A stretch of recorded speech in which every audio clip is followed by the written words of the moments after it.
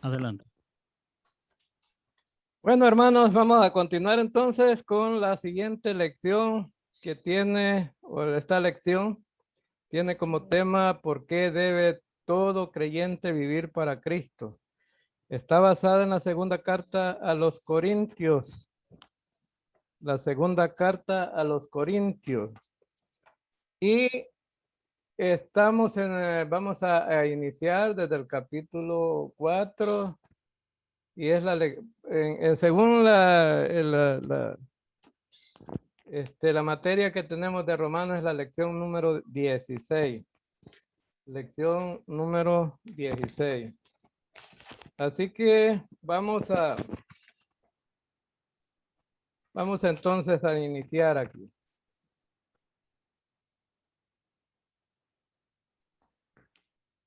Bien, entonces, las razones de Dios según 2 Corintios.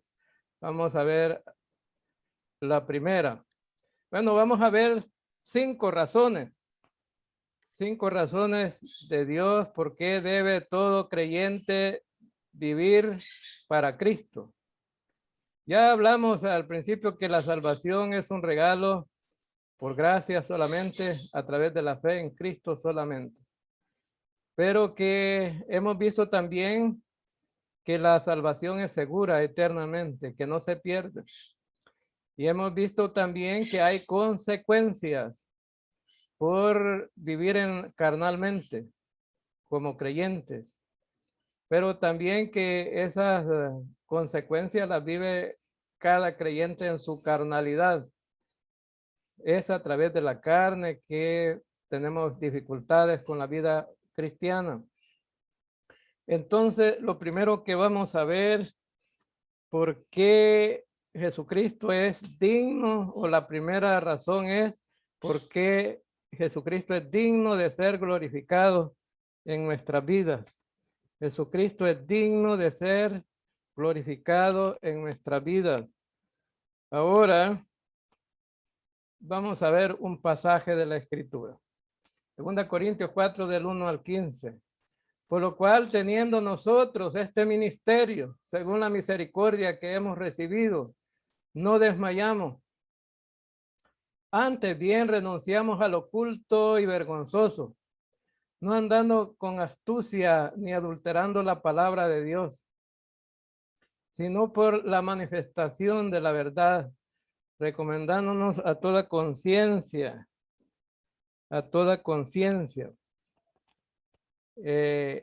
humana delante de Dios. En estos primeros 2 versículos vemos que podemos notar ahí que Pablo era muy transparente en su ministerio.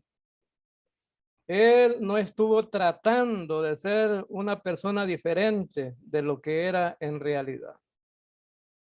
Sin embargo, él rechazó los motivos y métodos del mundo. Él trataba de hacer la voluntad de Dios a la manera de Dios, según la palabra de Dios. Y eso es lo que encontramos en estos 2 versículos. Renunciamos al oculto y vergonzoso, no andando con astucia ni adulterando la palabra de Dios. Porque lo que está en juego aquí en este capítulo 4 es el ministerio de Pablo. En el ministerio. Sabe que el ministerio de Pablo era cuestionado, ¿no? La iglesia de Corinto habían llegado unos falsos apóstoles y habían pues influenciado a la iglesia para que no vieran al apóstol Pablo como apóstol, porque no cumplía con el estándar de Dios, pero sin embargo era lo contrario. Aquí vemos que estos falsos apóstoles pensaban que es como hoy día, ¿no? En las iglesias, si un pastor se viste bonito y anda con traje bonito, con zapatos bonitos y le califican de buen pastor. Pero entonces el apóstol Pablo no tenía esa calificación de andar así, ¿no? Pues, pero en la enseñanza y en la doctrina, Pablo era número 1. pero a ellos no les interesaba tanto la doctrina. Por eso aquí Pablo dice antes, bien renunciamos a lo oculto y vergonzoso. No, Pablo no quería dar a entender que él era diferente. Él quería manifestar lo que verdaderamente él era. Veamos el versículo 3. Pero si nuestro evangelio está aún encubierto, entre los que se pierden está encubierto, en los cuales el Dios de este siglo cegó el entendimiento de los incrédulos, para que no les resplandezca la luz del evangelio de la gloria, el cual es la imagen de Dios.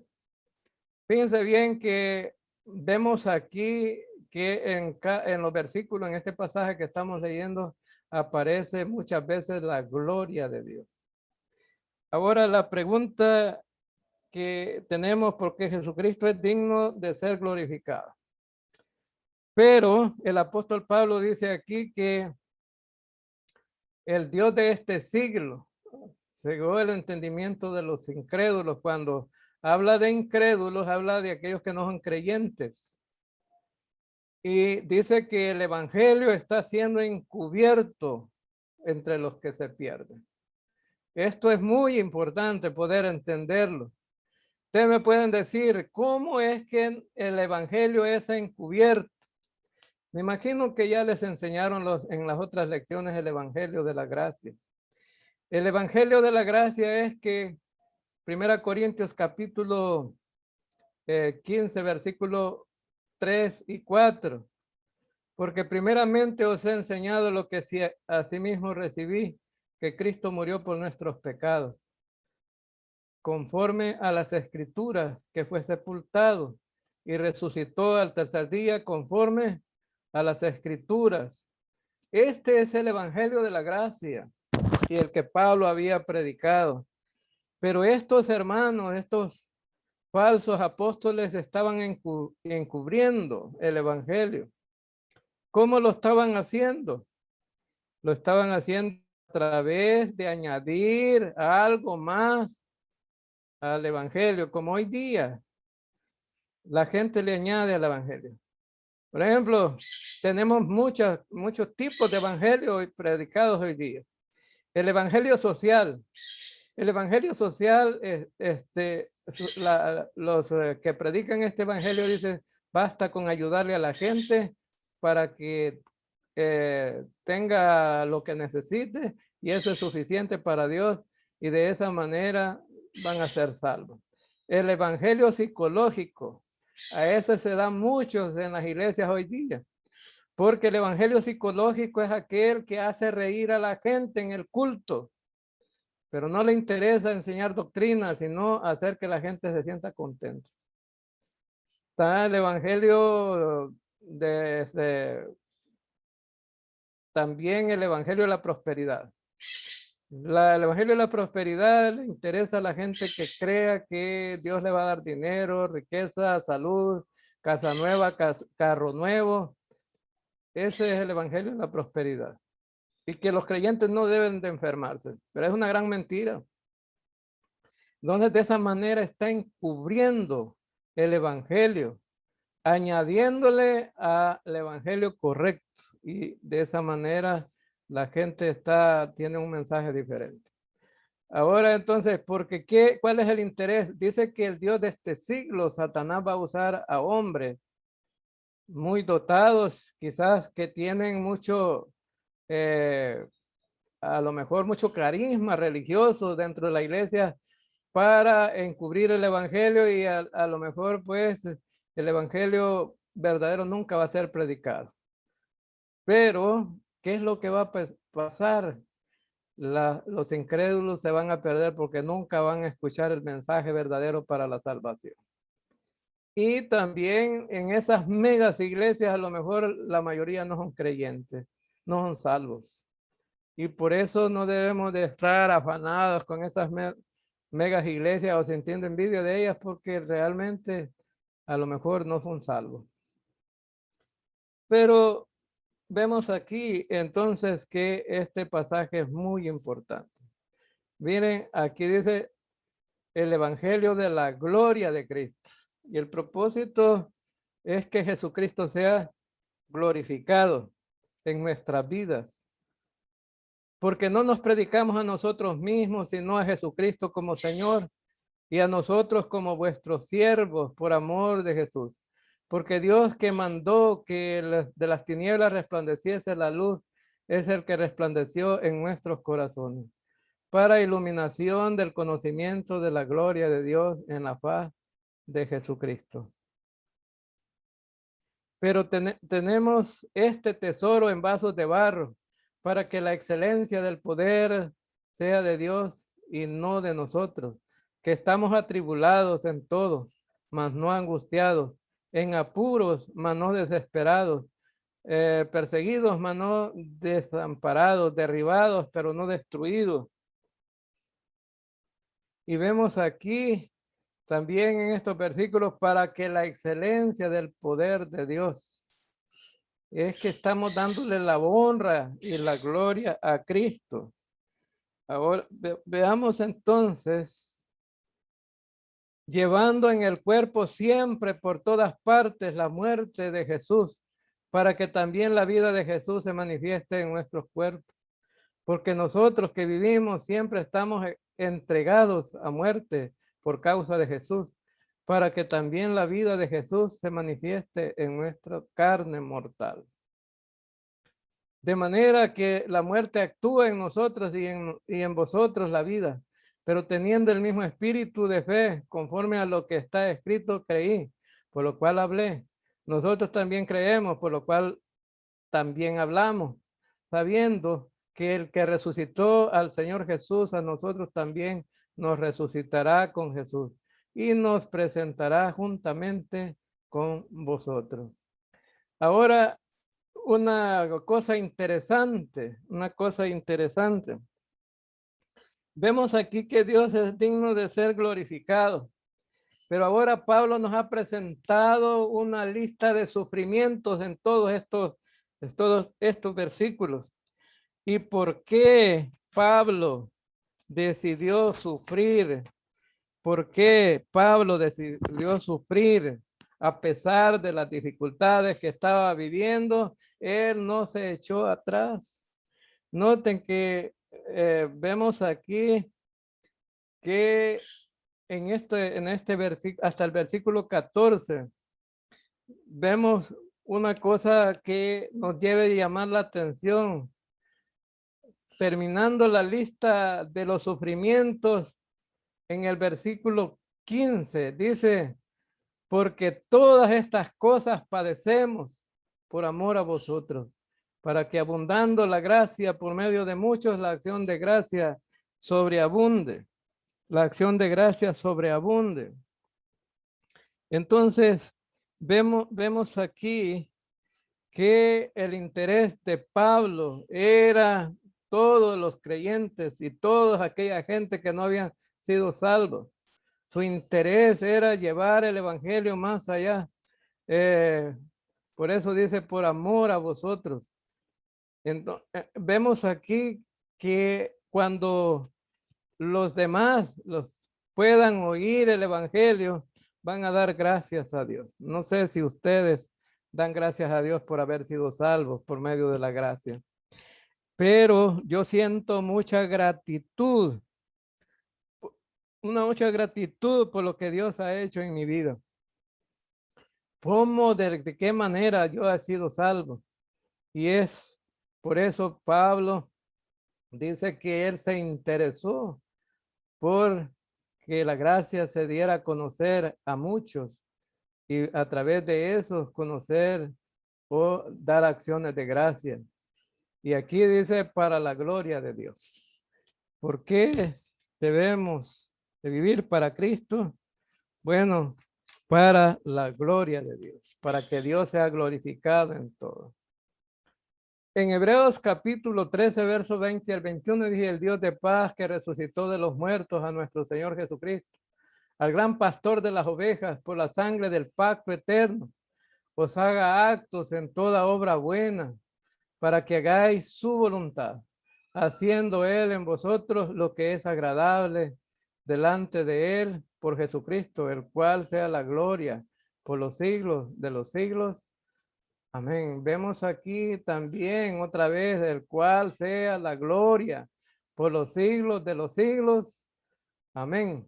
Entonces, es digno de ser glorificado por lo que el Señor ha hecho. Entonces, vemos aquí que Jesucristo es la garantía a través de su resurrección por la salvación eterna.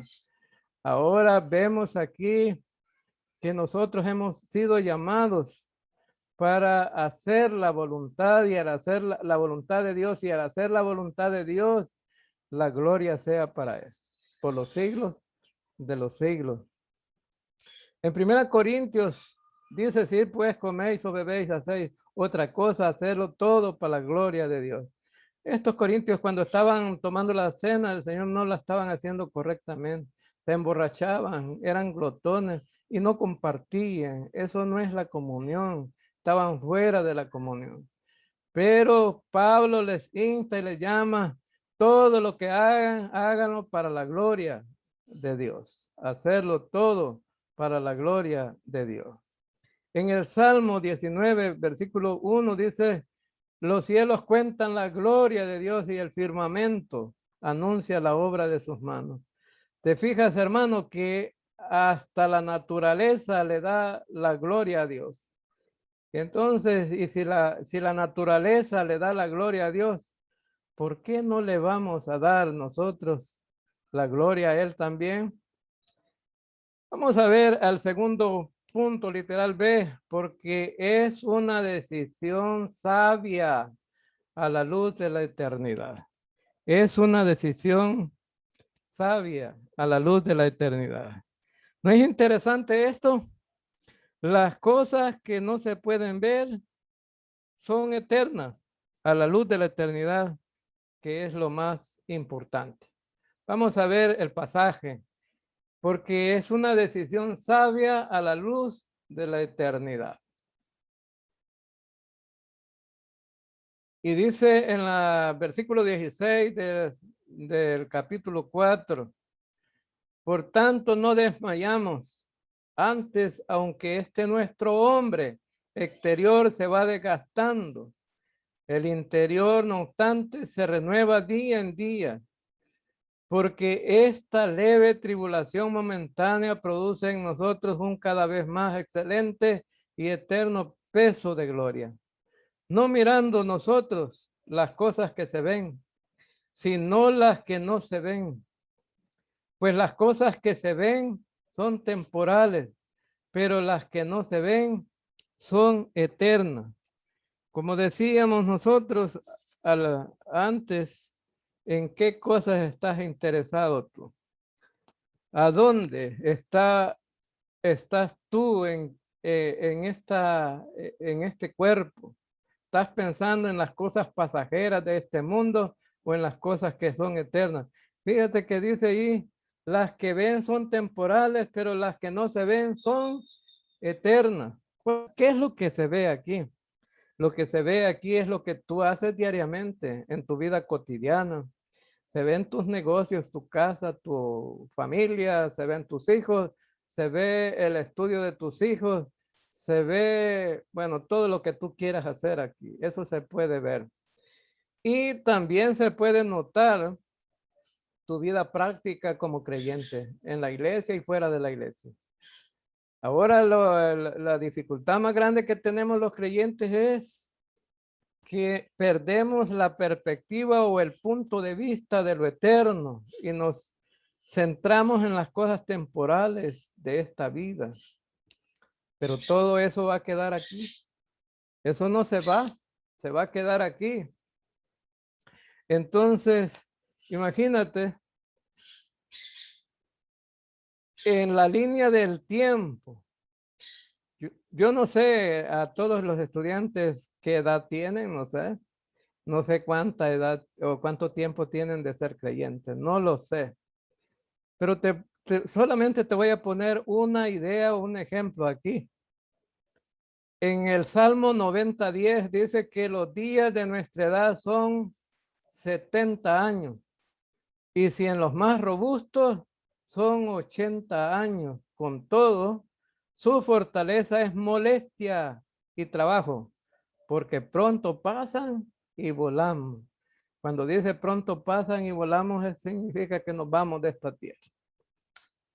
Y vemos aquí que el estándar de la vida de este tiempo es 70 años. Los más robustos y los otros, bueno, y los más robustos son 80 años. Ese es el estándar de la medida que podemos llegar hoy día.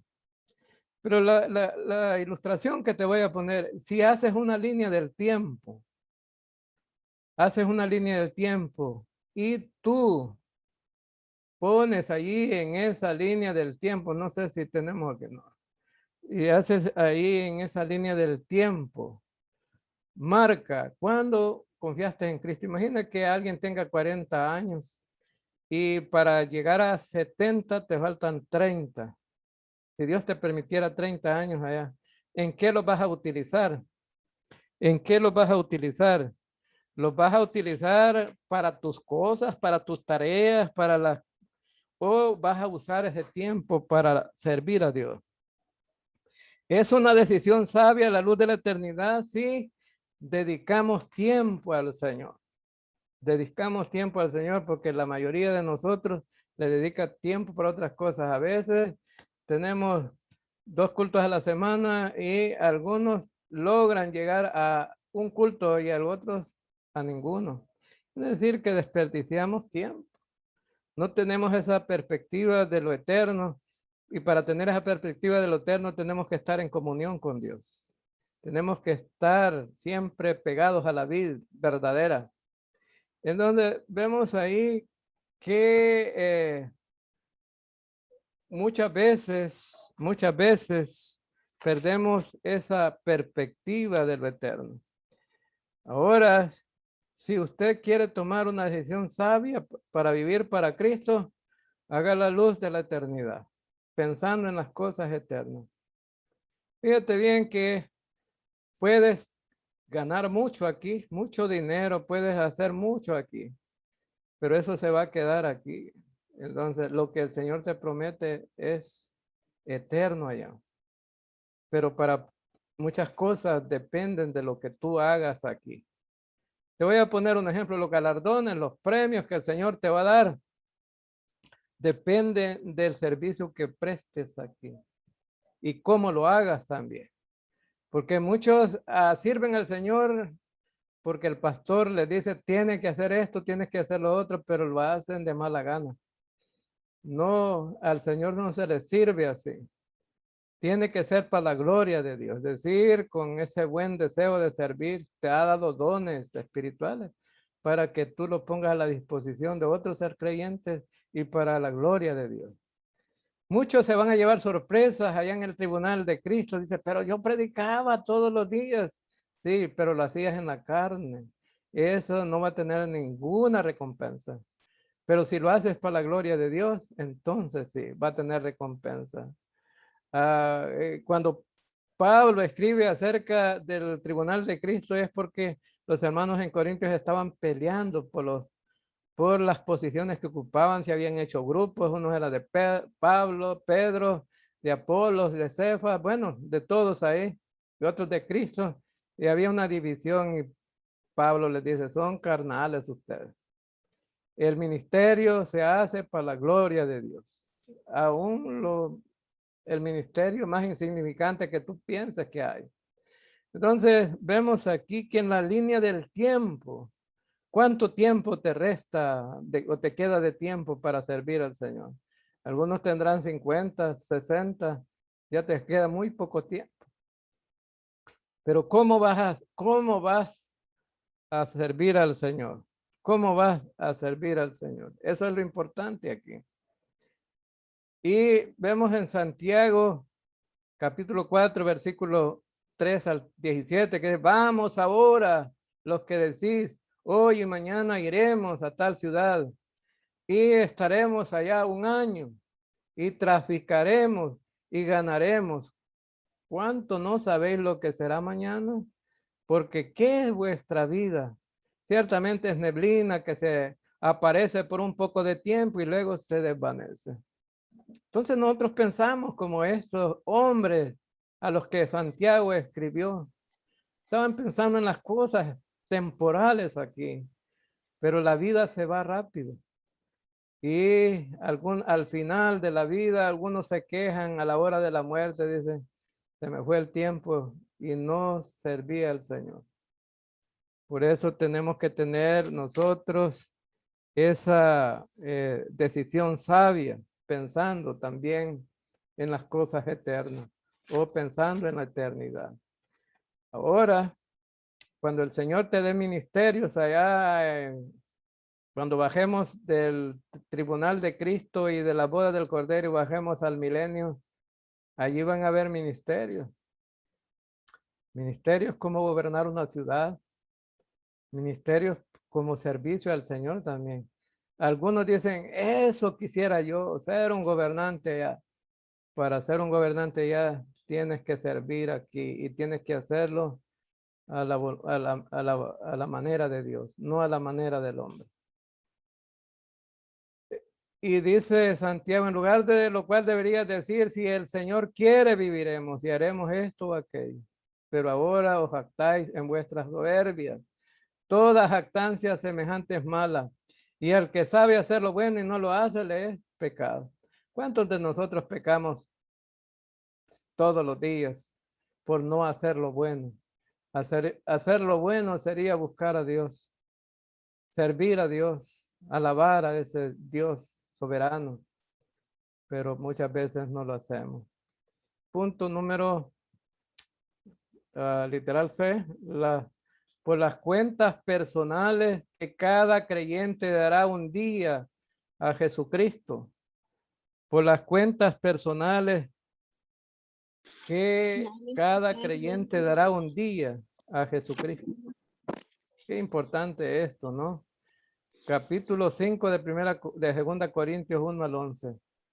Y dice, porque sabemos que si nuestra morada terrestre este tabernáculo se deshiciere, tenemos de Dios un edificio, una casa, no hecha de manos, eterna en los cielos. Es decir, está hablando de nuestro cuerpo. Estamos hablando de nuestro cuerpo que aquí se va deteriorando, se va desvaneciendo. Este tabernáculo se deshiciese, dice aquí. Tenemos de Dios un edificio, un cuerpo glorificado allá en los cielos. Y por eso también gemimos deseando ser revestidos de aquella nuestra habitación celestial. Pues así seremos hallados vestidos y no desnudos. Porque asimismo lo que estamos en este tabernáculo gemimos con angustia, porque no quisiéramos ser desnudados, sino revestidos, para que lo mortal sea absorbido por la vida. Mas el que nos hizo para esto mismo es Dios, quien nos ha dado las arras del Espíritu. Así que vivimos confiados siempre y sabiendo que entre tanto que estamos en el cuerpo, estamos ausentes del Señor. Estamos ausentes del Señor.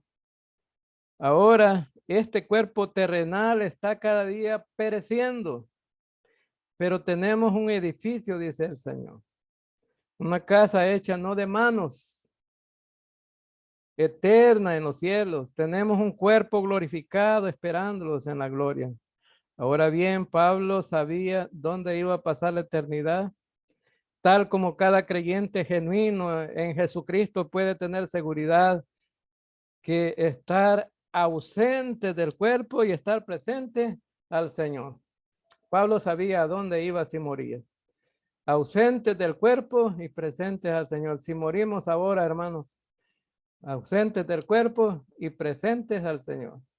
Muchos creyentes, aún en las iglesias evangélicas, tienen una idea mística de esto, ¿no? Piensan que vamos a ser espíritus, pero ¿sabe qué? Está hablando del cuerpo aquí. Vamos a tener un cuerpo glorificado. Vamos a estar ausentes de este cuerpo que tenemos ahora, que que se enferma, que sufre, que le duele, que, bueno, es un cuerpo que se corrompe. Ese cuerpo está hablando aquí, va a decir, pero vamos a tener otro cuerpo nuevo. Ese cuerpo, muchos hacen la pregunta y nos vamos a conocer en ese otro cuerpo. Sí, claro que sí. Yo como Jorge Esperanza, voy a ser el mismo Jorge Esperanza, pero con un cuerpo nuevo, para la gloria de Dios. Ahora, entonces, vemos, porque por fe andamos, no por vista.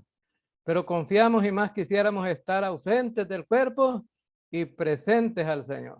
Pablo decía, bueno, quisiera estar ausente del cuerpo y presente al Señor. Es porque aquí en esta tierra, si lo que tenemos es sufrimiento, la felicidad es muy poca. Tenemos sufrimiento. Aún si sufrimos los creyentes, ¿cómo no pasarán los inconversos muchas veces, no? Pero los creyentes no nos ha dado Dios una promesa de no sufrir aquí en esta tierra. Es más, Jesús le dijo a los apóstoles que en este mundo iban a tener aflicciones, sufrimientos. Pero Pablo decía, si me muero voy a estar presente al Señor, presente del cuerpo y presente al Señor. Y por tanto procuramos también ausentes o presentes serle agradable. Y esto es lo importante. Ausente o presentes serle agradable. Ahora vemos aquí que Santiago nos ha dado, pues, Pablo nos ha dado una perspectiva, ¿no? De las cuentas personales que vamos a dar. Porque es necesario que todos nosotros comparezcamos ante el tribunal de Cristo para que cada uno reciba según lo que haya hecho mientras estaba en el cuerpo, sea bueno o sea malo. Fíjate bien que todos, la palabra todos aquí, la palabra todos dice que vamos a estar pues presentes al Señor. Vamos a comparecer ante Él en un tribunal. Y aquí no está hablando acerca de un tribunal como piensan muchos, los católicos sobre todo, o algunas iglesias evangélicas también, que hay otra segunda oportunidad en el tribunal de gran trono blanco. Dios va a decidir quiénes son salvos y quiénes no. No, aquí en este tribunal de Cristo tampoco no está hablando de eso.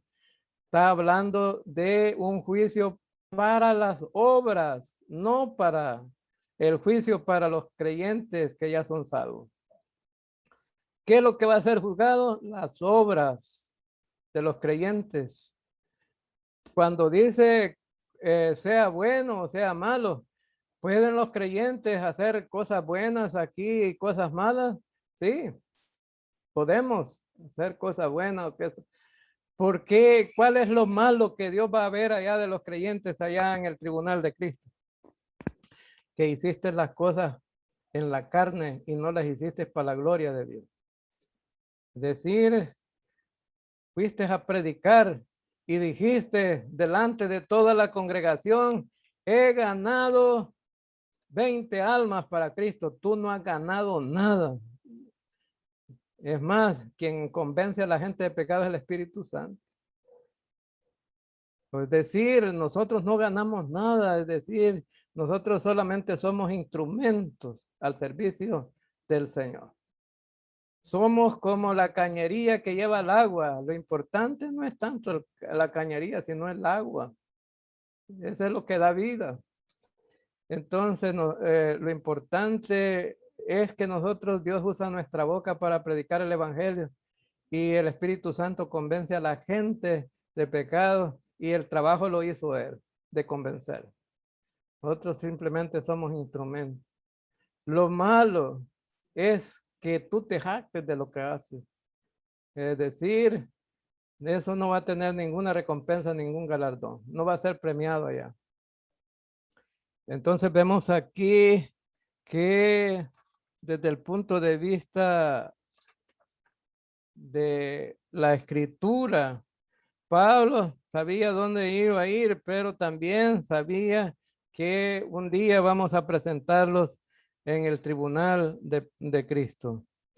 Ahora, muchas veces como creyentes tenemos ideas equivocadas de ese tribunal. Y dice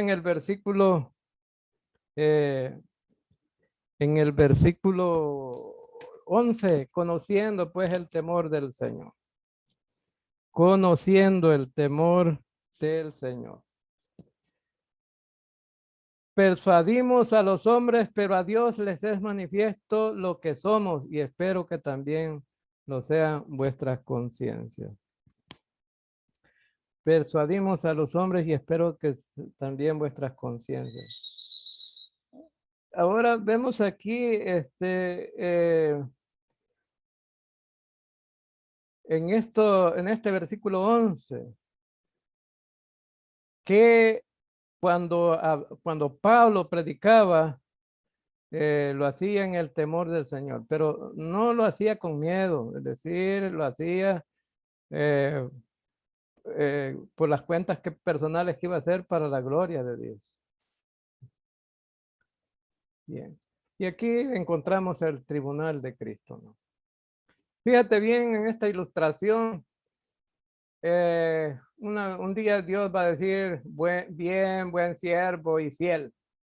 Sabe que aquí, en el lado izquierdo, donde está la corona, están los barrotes de oro, la plata, el oro, las piedras preciosas. Ese es los galardones que van a ser aprobados. Van a ser aprobados porque si pasan por el fuego no se queman. Y los pasa por el fuego se pone más reluciente. Eso estamos hablando de los premios, los galardones que van a recibir los creyentes por haber sido buen siervo fiel. Pero si nos fijamos al otro lado, avergonzados y vamos a ser avergonzados y vamos a perder nuestros galardones porque nuestras obras, fíjate bien, nuestras obras fueron como la madera, el heno y las hojarascas que cuando se les pone el fuego se quemaron. Mientras las obras del buen siervo fiel no se queman. Ahora vemos aquí que en 2 Corintios va a ser ese juicio para dar galardones a los creyentes. Ahora, por lo tanto, estamos llamados nosotros a hacer las cosas como Dios demanda para la gloria de Él y no para la gloria del hombre. Y vemos mucha gente jactándose hoy día en los medios de comunicación y todo, pero lo hacen para su propia gloria. No tendrán galardones en el cielo. Literal D. En gratitud por lo que Jesucristo ha realizado y hecho por nosotros en la salvación. Y vemos aquí en la segunda carta a los Corintios, vemos aquí en el versículo 12 y 15. No nos recomendamos, pues, otra vez a vosotros, sino os damos ocasión de gloriarnos por nosotros, para que tengáis con qué responder a los que se glorían en las apariencias y no en el corazón. Porque si estamos locos es para Dios, y si somos cuerdos es para vosotros. Ahora entonces vemos aquí que el apóstol Pablo, cuando está escribiendo este pasaje, la mayor de las motivaciones es precisamente que debe haber gratitud para Cristo por lo que Él ha hecho por nosotros. Muchas veces los creyentes somos mal agradecidos, ¿no? Ni nos acordamos de ese sacrificio de Cristo, cómo Él nos salvó, qué fue lo que hizo Él en el madero para poder lograr nuestra salvación. Y vemos que la mayor de las motivaciones es la que dice en el versículo 14. Porque el amor de Cristo nos constriñe pensando esto, que si uno murió por todos, luego todos murieron. y por todos murió para que los que viven ya no vivan para sí, sino para aquel que murió y resucitó por ellos. Porque el amor de Cristo nos constriñe. Esta debe de ser la mayor motivación. El amor de Cristo, eso significa en el griego. En el griego significa el amor de Cristo nos motiva, nos dirige y nos mueve. Entonces significa que cuando tenemos gratitud por lo que Jesucristo ya realizó por nuestra salvación, ese amor de Cristo nos motiva y nos dirige a ser más agradecidos. Imagínate, solo te voy a poner un versículo. ¿Qué merecíamos nosotros? Nosotros merecíamos ser condenados, ir al infierno. Pero dice Juan 3:16, porque de tal manera amó Dios al mundo. ¿Qué fue lo que hizo Dios por el mundo? Dio su amor. ¿Cómo lo manifestó? Dice, porque de tal manera amó Dios al mundo que ha dado a su Hijo. Lo manifestó dando a su Hijo. ¿Para qué? Para que muriera en la cruz del Calvario. Ese amor de Dios debe motivarnos para ser agradecidos. Y dice que para que todo aquel que en él crea no se pierda, mas tenga vida eterna. Él dio a su propio Hijo para que nosotros pudiéramos ser salvos y tuviéramos vida eterna. Eso debe ser una gran motivación. La palabra constriñe aquí muchas veces es muy confusa, ¿no? Debe ser, nos aprieta. Decir como cuando nos dan un abrazo apretado, ¿sí? Ese abrazo apretado nos motiva para ser agradecidos. Entonces, la Biblia deja muy claro esto, ¿no? Que el creyente ya no vive para sí mismo, debe de vivir para el Señor. Bien, debe de vivir para el Señor. Dice por el versículo 15, dice, por todos murió para que los que viven ya no vivan para sí, sino para aquel que murió y resucitó. En agradecimiento por lo que Cristo hizo por nuestra salvación, ya nosotros deberíamos de vivir para Cristo. Ya no vivamos para nosotros. El tiempo que resta, dice el apóstol Pedro, ya es suficiente. Que ya lo vivieron para ustedes, pero el tiempo que resta, vívanlo para el Señor. Vívanlo de una manera que le agrade a Dios. Ahora, entonces, ya no vivimos para nosotros, sino para que murió y resucitó, en agradecimiento a Él.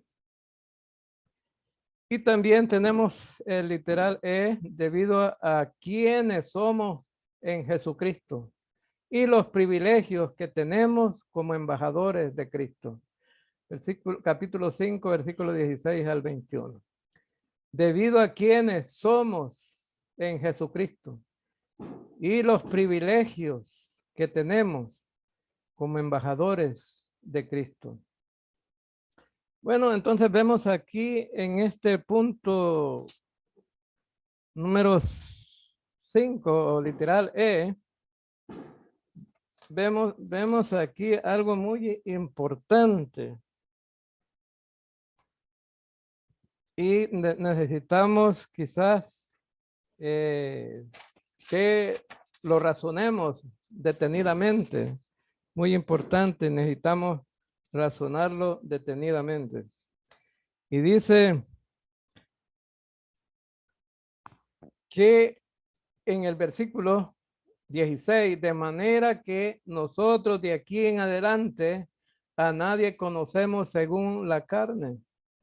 Y aún si a Cristo conocimos según la carne, ya no lo conocemos así. De modo que si alguno está en Cristo, nueva criatura es, las cosas viejas pasaron y aquí son hechas nuevas. Entonces noten que cuando Pablo quería servir al Señor, él dijo en ese versículo 16, dice en el versículo 16, de manera que nosotros de aquí en adelante a nadie conocemos según la carne. Imagínate, solo piensa en esto, los vecinos que tienes, tú los conoces en la carne. conoce físicamente cómo es su cuerpo, cómo es su estatura, los años que pueden tener y todo eso. Eso es lo que está diciendo este versículo. Pero dice, aún si a Cristo conocimos según la carne, los apóstoles vieron a Jesús físicamente. Ellos vieron a Jesús, lo conocieron físicamente, pero ahora dice que ya no lo conocen así. Porque la posición del creyente ahora es diferente, de modo que si alguno está en Cristo, nueva criatura es. Las cosas viejas pasaron y aquí todas son hechas nuevas. Ahora vemos aquí entonces que debemos de mirar más allá de lo físico, a las realidades espirituales. La mayoría se conforma con con lo físico y dice, bueno, no, yo conozco a Jesús. A Jesús nadie lo conoce. A la gente de este tiempo le han mentido. Allí en las paredes de las casas muchas veces están las imágenes de Cristo que no hubo ninguna fotografía que quedara de Jesucristo.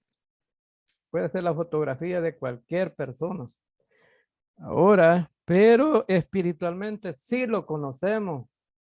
Espiritualmente sí, a través de la escritura sabemos quién es, qué vino a hacer a esta tierra, qué hizo él.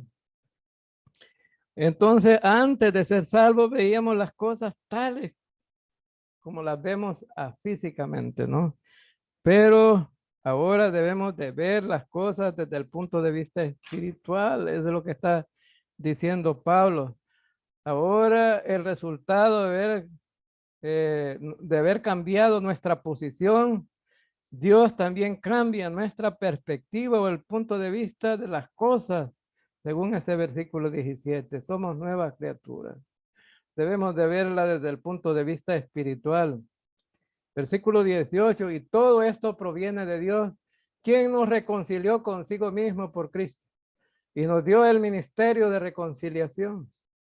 Que Dios estaba en Cristo reconciliando consigo al mundo, no tomándoles en cuenta a los hombres sus pecados, y nos encargó a nosotros la palabra de reconciliación. Ahora vemos en este versículo 18, como creyentes somos nuevas criaturas. En Cristo tenemos grandes privilegios como embajadores de Cristo. ¿Sí? Porque eso es lo que está diciendo, ¿verdad? Que nos ha dado el ministerio de reconciliación. Y ese ministerio de reconciliación es la predicación del evangelio. Es a través de la predicación del evangelio que la gente se salva. Y nosotros nos ha dado como embajadores de Cristo eso, palabra de reconciliación. El único mensaje que salva es el evangelio. Hay muchas iglesias que llaman a la reconciliación y verdaderamente no existe. Todos los domingos en los cultos muchas iglesias llaman a la reconciliación a la gente que pase al frente y van a orar por ellos para que se reconcilien con Dios. La reconciliación del creyente se dio en el preciso momento que fueron salvos y ya no hay más reconciliación. En ese momento fueron salvos, ya fueron reconciliados con Dios. Ahora, cuando el creyente ha pecado y se ha salido de la comunión con Dios, ¿qué es lo que tiene que hacer? Ya lo estudiamos, confesar su pecado. Confesar su pecado y volver a la comunión con el Señor. Así que somos embajadores en nombre de Cristo, como si Dios rogase por medio de nosotros, o rogamos en nombre de Cristo reconciliados con Dios. Ahora nosotros servimos como embajadores de Cristo, ¿no? Si nosotros somos embajadores de Cristo, nuestra ciudadanía está en los cielos, pero estamos aquí en la tierra para servir como embajadores. Y aquí en la tierra hacemos la voluntad de Dios. Es decir, lo que Dios quiere es que la gente se salve. Y nosotros debemos de, como embajadores, pregonar ese ministerio de reconciliación. Debemos de rogar a la gente que se reconcilie con Dios a través de creer en Jesucristo y de su sacrificio en la cruz por sus pecados.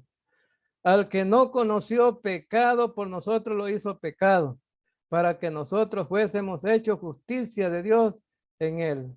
Y aquí está muy claro, ¿no? El evangelio, al que no conoció pecado, por nosotros se hizo pecado para que nosotros fuésemos hechos justicia de Dios. Es decir, Cristo fue que murió en la cruz del Calvario como sustituto nuestro. Él no tenía ningún pecado, pero murió por los pecadores, haciéndose culpable y llevando los pecados de todo el mundo para reconciliarnos. Y así se hizo la justicia de Dios por medio del sacrificio de Cristo en la cruz. Y Dios estaba satisfecho por esa muerte de Cristo. Cuando Dios salva al pecador, Él le da privilegios, como lo que acabamos de ver aquí, el de embajador. Qué gran privilegio. Y muchos, pues aunque Dios les ha dado ese privilegio, lo ven como cualquier cosa. Esto es triste, ver mucha gente que tiene las oportunidades de servir, pero no lo hace. Ahora vemos entonces que aquí somos representantes de Cristo en la tierra y podemos pues servirle al Señor. Al que no conoció pecado, Jesucristo por nosotros, Dios lo hizo pecado. Ahora nuestras respuestas al Señor.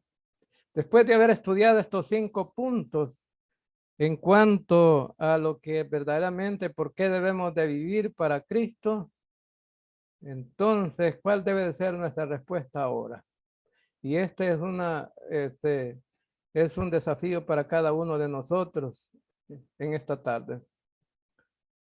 Y dice, lo primero, literal A, ¿cuándo debo empezar? ¿Cuándo debo empezar? ¿Cuándo cree usted que tú que debes empezar? A glorificar al Señor, a tomar decisiones sabias. ¿Cuándo debes empezar? ¿Cuándo debes, por las cuentas que tienes que entregar? ¿Cuándo debes empezar? Ahora entonces, porque es una responsabilidad nuestra. ¿Cuándo vas a empezar? Bueno, leamos aquí. En el capítulo 6 de 2 Corintios 1 y 2 dice, así pues nosotros como colaboradores suyos os exhortamos también que no recibáis en vano la gracia de Dios. Porque dice, en tiempo aceptable te he oído y en el día de salvación te he socorrido. He aquí ahora el tiempo aceptable, he aquí ahora el día de salvación. Entonces el Señor quiere que ya empecemos, que no esperemos, ya es el día. Este es el momento preciso en que debemos empezar. ¿Me costará algo? Otra pregunta importante en el versículo de 2 Corintios 6, del 3 al 5. Otra pregunta importante. ¿Me costará algo? No damos a nadie ninguna ocasión de tropiezo para que nuestro ministerio no sea vituperado. Antes bien, nos recomendamos en todo como ministros de Dios, en mucha paciencia, en tribulaciones, en necesidades, en angustias, en azotes, en cárceles, en tumultos, en trabajo, en desvelos, en ayunos. La pregunta dice, ¿me costará algo? Bueno, ¿qué te puede costar? Claro que sí, te puede costar. Te puede costar que tengas tribulaciones en la vida como creyente por ser predicador del evangelio. Te puede costar necesidades. Muchas veces el apóstol Pablo tuvo que ir a predicar sin tener nada, pero él no se quejó. Él fue a predicar, lo castigaron, estuvo en cárceles. Todo esto, bueno, es un costo, ¿no? Y por ser servidor de Cristo, muchas veces podría pasar eso. En una ocasión, un hombre a mí me sacó un machete afilado y me dijo, aquí no vas a predicar nada, aquí se respeta el niñito de Atoche, y con la cuma afilada, y me hacía mates que me la iba a poner en el cuello. Eso tiene que soportarlo uno muchas veces, pero es para la honra y para la gloria del Señor. Muchas veces tiene que haber un costo familiar también un costo, es decir, de relaciones. Muchas veces los esposos no están de acuerdo con las esposas por el hecho de ser creyentes, muchas cosas, ¿no? Y por servir al Señor. Están los recursos espirituales disponibles. Veamos el versículo 6 y 7 del capítulo 6 de 2 Corintios. Están los recursos espirituales disponibles en pureza, en ciencia, en longanimidad, en bondad, en el Espíritu Santo, en amor sincero, en palabra de verdad, en poder de Dios, con armas de justicia a diestra y a siniestra. Bueno, vemos aquí que tenemos muchos recursos para poder hacerlo. Tenemos el Espíritu Santo, tenemos el amor, la palabra de verdad, el poder de Dios, las armas de justicia a diestra y a siniestra. Ahora todo esto es un recurso que Dios nos puede dar. Ahora, solo por ponerte algún ejemplo, aquí tenemos el fruto del Espíritu, longanimidad y bondad. Son frutos del Espíritu. Dios nos ha dado el fruto del Espíritu en nuestra vida para poder hacerlo. Nos ha dado el Espíritu Santo. El Espíritu Santo lo hemos recibido en el momento que creemos en Cristo por la fe solamente en Jesucristo. Tenemos ese amor sincero de Dios. Nos ama tanto. Y eso es un estímulo para poder alabarle, servirle. Tenemos la palabra es importante. En el Salmo 119, 105 dice, lámpara es a mis pies tu palabra, es decir, la palabra es importante en la vida de los creyentes como recurso para llevar a otros el mensaje de salvación. Las armas de justicia a diestra y a siniestra, es decir, ¿cómo es que es justificado un creyente? A través de la fe solamente en Jesucristo. La justificación es como ir a un tribunal y donde el juez nos declara justos, no porque no fuéramos culpables, sino porque Él con su gracia decidió justificarnos. La muerte de Cristo nos justifica delante de Dios. Él pagó para justificarnos a nosotros. ¿Qué va a pensar la gente de mí? Otro problema serio, ¿verdad? En la vida de los creyentes. ¿Qué va a pensar la gente de mí? Muchas veces es el gran temor de poder servir al Señor o dar testimonio de Él. ¿Qué va a pensar la gente de mí? Veamos el versículo 8 y 10 de la segunda carta de los Corintios, versículo 8 al 10. Por honra y por deshonra, por mala fama y por buena fama, como engañadores pero veraces, como desconocidos pero bien conocidos, como moribundos más. Aquí vivimos como castigados, mas no muertos. Fíjense bien que cómo trataban al apóstol Pablo y a su equipo misionero. Lo trataban por mala fama, es decir, decían, o sea, le daban una mala fama a Pablo, pero Pablo dice, pero nosotros tenemos buena fama. Esa iglesia de Corinto se había convertido por la predicación del evangelio de Pablo ahí entre ellos. Lo trataban como engañadores, pero los engañadores eran los falsos maestros, como desconocidos, pero Pablo pasó mucho tiempo con ellos ahí, predicándoles y enseñándoles. Ahora, entonces vemos aquí que sí hay muchas veces merece la pena o vale la pena, diría yo, merece la pena. No. Ahora dice, como entristecidos, más siempre gozosos, como pobres, más enriqueciendo a muchos, como no teniendo nada más, poseyéndolo todo. Nuestra boca se ha abierto a vosotros, oh Corintios, nuestro corazón se ha ensanchado. No estáis estrechos en nosotros, pero si sois estrechos en vuestro propio corazón. Bueno, la pregunta es, ¿vale la pena? ¿Vale la pena o merece la pena? Ahora, ¿sabe? Vale la pena sentir el gozo de que mucha gente es salva a través de la predicación del evangelio.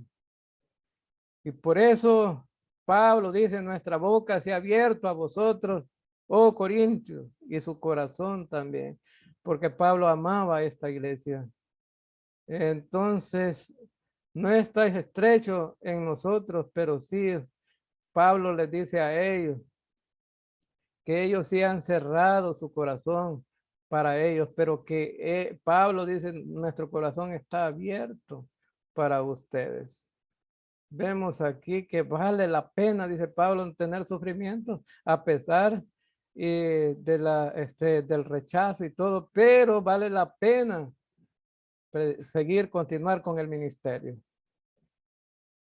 Veamos en 2 Corintios 6, 11 al 18. Pues para corresponder del mismo modo, como a hijos hablo, ensanchaos también vosotros. No os unáis en yugo desigual con los incrédulos, porque qué compañerismo tiene la justicia con la injusticia y qué comunión la luz con las tinieblas. Y qué concordia Cristo con Belial, o qué parte el creyente con el incrédulo, y qué acuerdo hay entre el templo de Dios y los ídolos, porque vosotros sois templo de Dios viviente. Como Dios dijo, habitaré y andaré entre ellos y seré su Dios. Y ellos serán mi pueblo y vosotros seréis mis hijos e hijas, dice el Señor Todopoderoso. Ahora, ¿vale la pena entonces? Vosotros me seréis e hijas, dice el Señor. Ahora, aquí Pablo hace un llamado a no ser yugo desigual, pero muchas veces la gente lo aplica solo al matrimonio, no, él está hablando aquí también que ellos son creyentes, son el templo de Dios. Ahora, pero que muchas veces ese templo de Dios se equivoca y busca otros ídolos. Por lo cual salid de en medio de ellos, apartados, dice el Señor, y no toquéis lo inmundo, y yo os recibiré, y será para vosotros por padre, y vosotros me seréis hijos e hijas, dice el Señor. Entonces Pablo dice aquí, ustedes son mis hijos espirituales, vale la pena que nosotros como misioneros hagamos este ministerio. Entonces aquí Pablo seréis hijos e hijas, dice el Señor Todopoderoso. Vale la pena ser un hijo de Dios. Vale la pena. ¿Por dónde empiezo? Bueno, veamos el capítulo 7, versículo 1.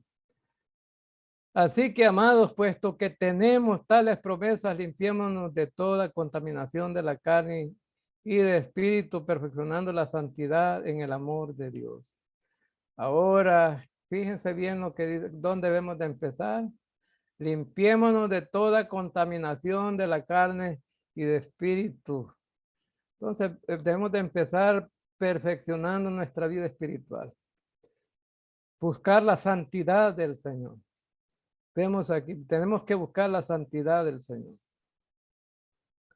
Romanos capítulo 12, versículo 1 y 2 dice, así que hermanos, os ruego por la misericordia de Dios, que presentéis vuestros cuerpos en sacrificio vivo, santo, agradable a Dios, que es vuestro culto racional.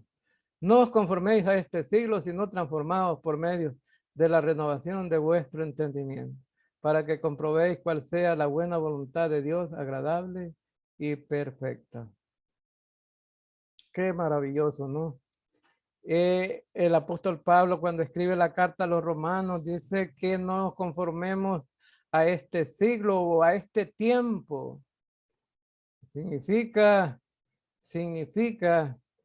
que este tiempo, este siglo está hablando acerca del mundo. La palabra conformarse significa no se metan a ese molde. ¿Han visto ustedes algún molde donde se hace algo como el molde de hacer paletas? Si alguien mete el agua y le pone la paleta de madera y cuando se congela ya sale una paleta de acuerdo al molde que le pusieron. Entonces, los creyentes muchas veces están al molde del mundo. Por eso el ruego de Pablo es que presenten sus cuerpos en sacrificio vivo y santo. El molde del mundo es vivir en la carne, el molde de Dios es vivir en el espíritu. No os conforméis a este siglo, sino transformados por medio de la renovación de vuestro entendimiento. Es decir, debemos de cambiar en primer lugar nuestro entendimiento de las cosas. Y al cambiar el entendimiento de las cosas, vamos a comprobar cuál es la buena voluntad de Dios, agradable y perfecta. Bueno, hemos finalizado con esta lección.